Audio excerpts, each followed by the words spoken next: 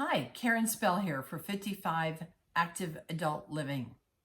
Welcome to this week's edition where we will be discussing the typical touring day for touring 55 plus active adult communities. If you're thinking about adopting the 55 plus active adult lifestyle, you'll want to subscribe to the button below to my 55 Active Adult Living website and video series. There'll be lots of topics covered that'll save you time, money, and stress. There's essential information before you start your journey, and there'll be a lot of handouts that'll also greatly help you in your search for your new home. So today's topic, as I said, was the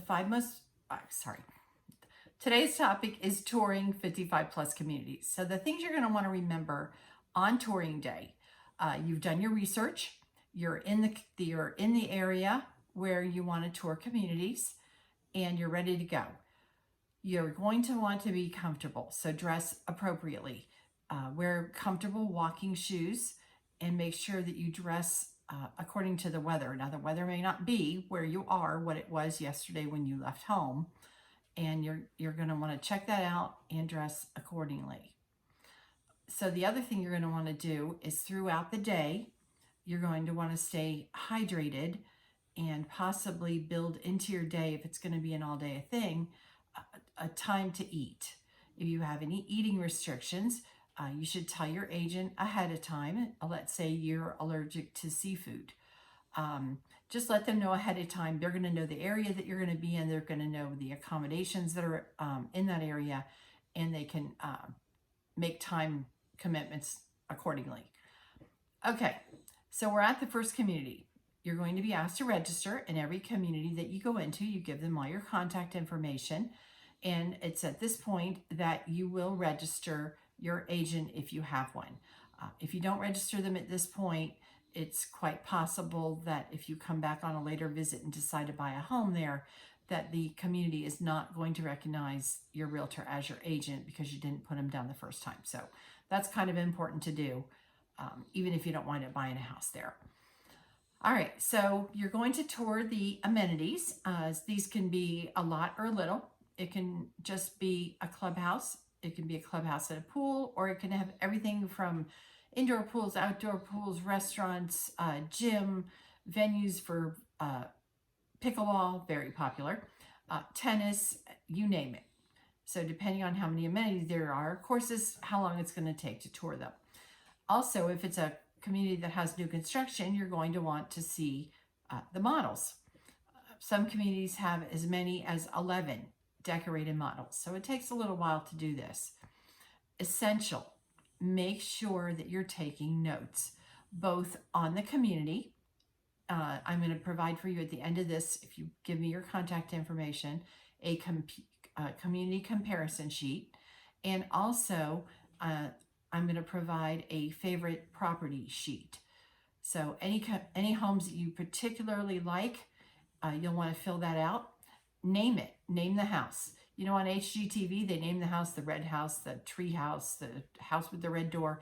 That's so that it sticks out in your mind about which house that was. So in your own head, name the house that you like and put that in your notes. Trust me, by the end of the day, when you've seen a couple of communities and lots of houses, they're all going to run together. You're not going to remember which house was in which community and which community had the indoor pool and which one had the whatever. Take notes. It's essential. And the forms that I'm providing really make it easy. And this is good for you. I'm a 55 plus community expert in the Charlotte, North Carolina area, but the information that I give you is good anywhere in the country, and the forms are good anywhere in the country. They will help you in your search wherever you may be searching. So at the end of the day, just check back through your notes real quick, jot down anything you didn't think of.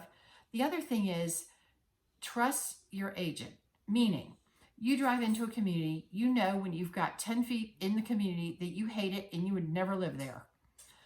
Tell the agent, tell them, look, I don't like this. We may not waste our time. The agent will be happy that you didn't waste their time or yours. You're usually on a limited stay when you come to visit the city where you're looking. And if we don't need to look at this community, great, cross it off the list. The other thing that does is if one or more of the other communities that the agent had lined up for you that you thought you would like from researching online has that same issue that you just said, forget it, I could never live here, they'll take that one off the list as well. In addition, based on what you tell them, hey, I really love the fact that this has whatever features it has. That will ring a bell in their mind for other like communities in the area that you may want to see that may not have been on your list. It's impossible to get the feel of a community no matter how much research you do ahead of time. And believe me, I love when my clients have done research. Until you actually get there, you don't know. So be honest with your agent. Tell them what you like and don't like.